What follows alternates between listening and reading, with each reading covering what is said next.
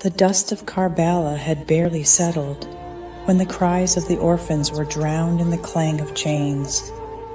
The tents burned, and what remained of the Prophet's family, women, children, and a wounded imam, were taken as prisoners.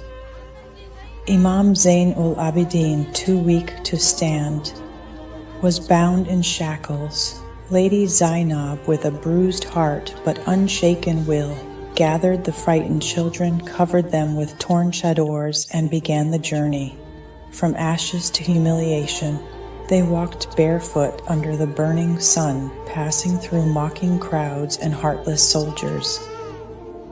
The heads of their beloved ones raised on spears before their very eyes. And when they entered Kufa, they were paraded like criminals, but even in chains, their silence screamed louder than words. Their dignity defied every insult. This was not a defeat. It was the beginning of a revolution, led by those who never picked up a sword but carried the weight of Karbala with honor.